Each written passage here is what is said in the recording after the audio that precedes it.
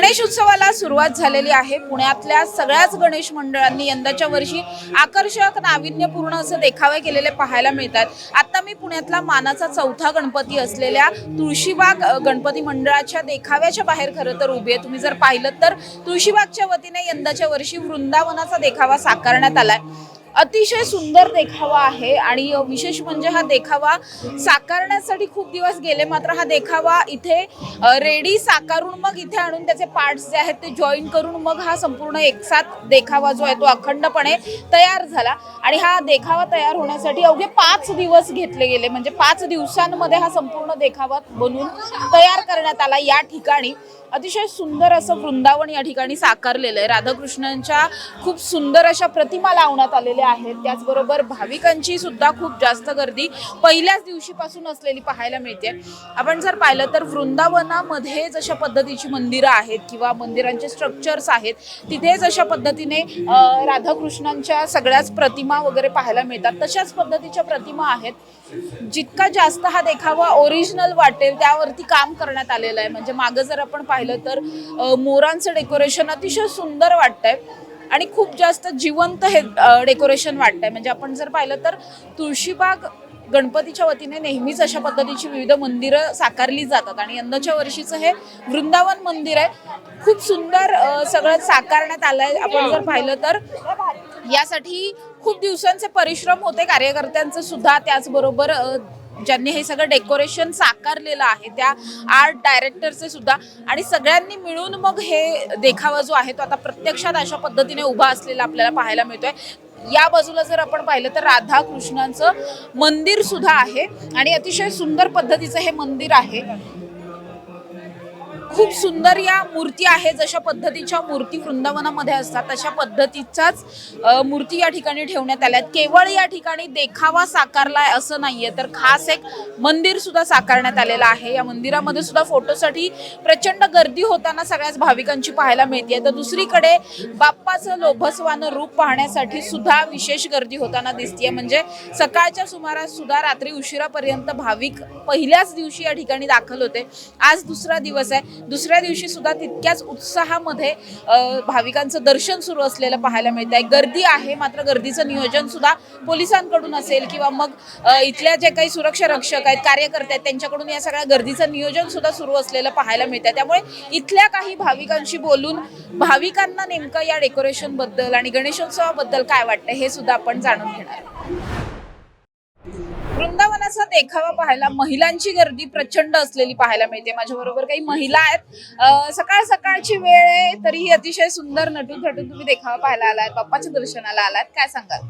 Actually आज ऋषी पंचमी आहे, त्यामुळे आज आम्हाला बाप्पाचं दर्शन खूप चांगल्या पद्धतीने मिळालेलं आहे। आणि आज भरपूर ठिकाणी महिला आहेत की दगडूशेठला आज अथर्व शिष्य होतं, त्यामुळे आज आम्हाला गणपतीला यायचं जास्त योग झालेलं आहे। त्यामुळे आम्ही आज तुळशीबाग गणपतीचं डेकोरेशन पण बघितलं आणि खूप चांगल्या पद्धतीने दर्शन झालंय सगळ्या महिलांना पण, त्यासाठी खूप छान आणि धन्यवाद। गणेशोत्सव म्हटलं की महिलांची लगबग फार असते, कारण घरातलं काम असतं, घरचा गणपती, बाहेरचेही गणपती बघायचे असतात। सगळं कसं मॅनेज केलंय? घरचा गणपती काय म्हणतोय?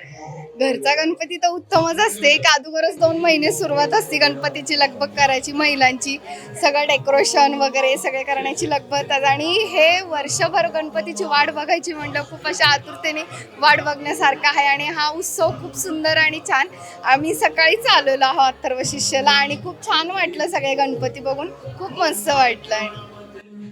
पुण्यात अनेकदा असं म्हटलं जातं की महिला सुरक्षित नसल्याचं जाणवतंय, मात्र गणेशोत्सवाचा काळ म्हणलं की महिला बिंदास रात्री 3-3 वाजेपर्यंत गणपती बघायला फिरतात। आणि पुण्यातल्या गणेशोत्सव आणि महिलांचं एक खूप वेगळं नातं आहे, त्याविषयी काय सांग? ऑफकोर्स जेव्हा गणपती तेव्हा कुठलीही महिला सुरक्षित नसते, पुण्यामध्ये तर नाहीच नाही। आणि जेव्हा गणपती स्वतः तुमच्या पाठीशी आहे तर तुम्ही असुरक्षित असू शकत नाही। त्यामुळे गणपती 10 दिवस तुम्ही रात्रभर फिरला तरी काही प्रॉब्लेम नाही आणि एक मजा असते ती 10 दिवस गणपतीमध्ये फिरण्याची।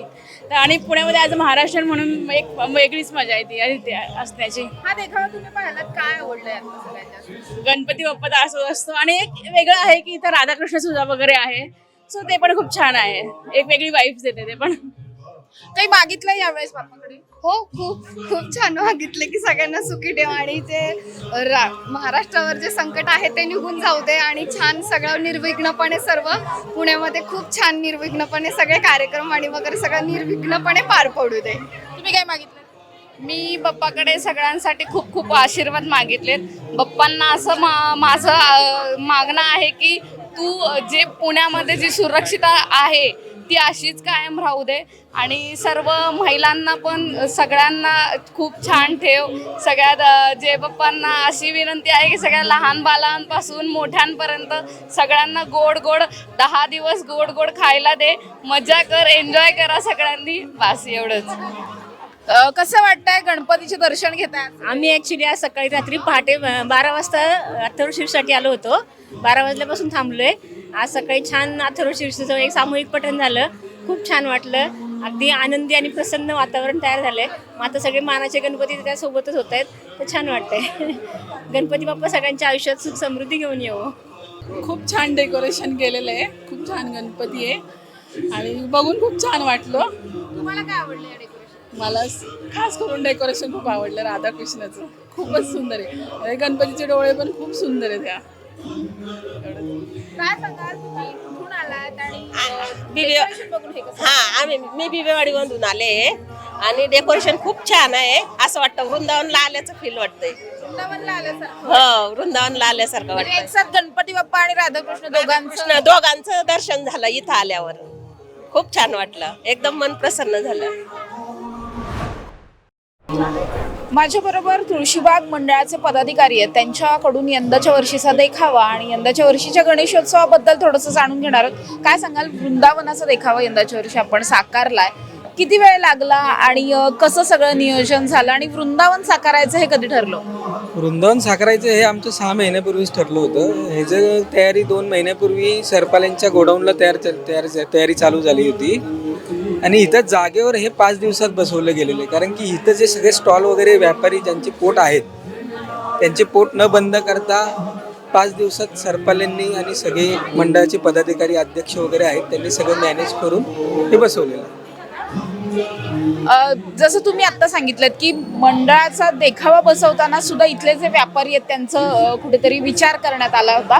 सगळ्यांना हा प्रश्न नेहमी पडतो की तुळशीबागेत जेव्हा गणपती बसतो तेव्हा इथल्या व्यापाऱ्यांचं काय होतं? त्यांची दुकानं चालू असतात, बंद असतात. त्यांची आता कसं आहे, शेवटी थोडंफार एक 5, 10, 15 दिवस आहे ना थोडंफार बंद ठेवावंच लागतं. कारण की काय, शेवटी बाप्पा आहे म्हणल्यावर ते पण सहकार्य करतात. बाकीचे 365 दिवस त्यांना काही प्रॉब्लेम येत नाही. त्याच्यामुळे ते 15 दिवस तेवढं बंद राहतं. एवढ्या परिसरातलं जे आहे तेवढं बंदच राहतं. आता हा जो देखावा आपण साकारला, किती एरियामध्ये साकारलेला आहे आणि विशेष काय वाटतं तुम्हाला याच्यात? जवळपास एक 3-1 हजार स्क्वेअर फूटच्या आसपास एरिया कॅप्चर केलेला आहे देखाव्यांनी आणि इथं सगळं ग्रेनाईट वगैरे ते सरपाल्यांनी सगळं व्यवस्थित करून घेतलेलं आहे. दरच वर्षी तुळशीबागतर्फे अशा नाविन्यपूर्ण देखावे सादर केले जातात. त्याचबरोबर मंडळाच्या वतीने सुद्धा वेगवेगळे उपक्रम असतील किंवा इथे गर्दीचं नियोजन असेल, हे सगळंच केलं जातं. त्याविषयी काय सांगा? दरवर्षीप्रमाणे यावर्षी तर आमचं मुख्य 125 वर्ष आहे. त्यानिमित्ताने वृंदावनचा देखावा सादर केलेला आहे आणि हा गणपती आमचा कलाकारांचा गणपती, व्यापाराचा गणपती, कार्यकर्त्यांचा गणपती, महिलांचा गणपती म्हणून प्रसिद्ध आहे. आणि या वर्षी तर म्हणाल तर आम्ही पहिले 10 दिवसातला 1 दिवस आमचा महिलांचा असतो. त्या दिवशी आम्ही पूर्ण महिला हँडल करतो गणपती, सकाळी 6 वाजून रात्री 10 वाजेपर्यंत. आणि तसं आम्ही दररोजच्या महिला करतोच. सकाळी 7 ते दुपारी 2 पर्यंत हँडल करतो. इथे मागे कुठेही महिला मागे राहिलेली नाहीये. कारण तुळशीबागेत ही महिलांचं माहेरघर म्हणतात, त्याप्रमाणे मंडळाने आम्हाला महिलांना हे प्लॅटफॉर्म आम्हाला ओपन करून दिलाय की जिथं कुठल्याही मंडळात लेडीज नाही आहेत, पण आमच्या मंडळात आम्ही लेडी प्रामुख्याने कुठल्याही कार्यकर्ते असू द्यात, व्यापारी येथले असू द्यात किंवा समाज, त्या महिला वेळात वेळ काढून इथं हजर होतात.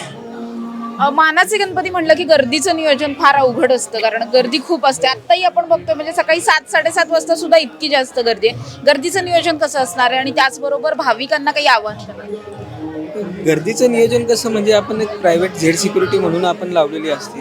ते गर्दी सगळं मॅनेज करतात. बाकीचे कार्यकर्ते तर रात्रीचे दिवसात सगळे कार्यकर्ते वगैरे तर असतात. त्याच्यामुळे गर्दीचं आम्हाला आता दरवर्षीचं ते आम्हाला सवयच झालेली, तेवढी गर्दी मॅनेज होतीच. तसं काय मोठा काय प्रॉब्लेम येत नाही. गर्दीत येणाऱ्या भाविकांसाठी काही आव्हान आहे? गर्दीत येणाऱ्या भाविकांसाठी फक्त एवढंच आव्हान आहे, त्यांचे पर्स, लहान मुलं एवढीच व्यक्ती सांभाळा, बस बाकी काय नाही. नक्कीच आपण बघतोय या सगळ्या पदाधिकाऱ्यांनी सांगितल्या पद्धतीने यंदाच्या वर्षी वृंदावनाचा अतिशय नाविन्यपूर्ण असा देखावा साकारण्यात आलाय. खूप जास्त सुंदर हा देखावा आहे आणि त्यामुळेच देखावा पाहण्यासाठी प्रचंड गर्दी होताना पाहायला मिळते. मानाच्या सगळ्या गणपतींमध्ये आकाराने सगळ्यात मोठा असलेला एकमेव तुळशीबाग मंडळाचा हा सगळा गणपती असल्यामुळे या गणपतीला पाहण्यासाठी विशेष गर्दी होत असते. यंदाच्या वर्षी सुद्धा संपूर्ण 10 दिवस वृंदावनाच्या देखाव्यात विराजमान झालेला हा लोभसवाण रूप असलेला गणपती बाप्पा पाहण्यासाठी भाविकांची गर्दी होताना दिसून येते. कॅमेरा पर्सन शिवाजी साळुंखेसह समृद्धी जाधव, टॉप न्यूज मराठी, पुणे. घ्या परदेशात भरारी, तेही सर्वसामान्यांना परवडणारी. 1 रुपया भरा आणि थायलंडमध्ये फिरा. सचिन इंटरनॅशनल घेऊन आले आहेत जगातली सर्वात स्वस्त परदेश टूर. पूर्ण 5 दिवसांचं पॅकेज आता फक्त 32,999 रुपयांमध्ये. पॅकेजमध्ये विमान प्रवास, हॉटेल, ब्रेकफास्ट, ट्रान्सपोर्ट आणि प्रेक्षणीय स्थळे. सचिन इंटरनॅशनल 18 वर्षांपासून पर्यटन क्षेत्रातील एक विश्वसनीय नाव. सचिन इंटरनॅशनल सोबत मनसोक्त फिरा. संपर्क 7767989898.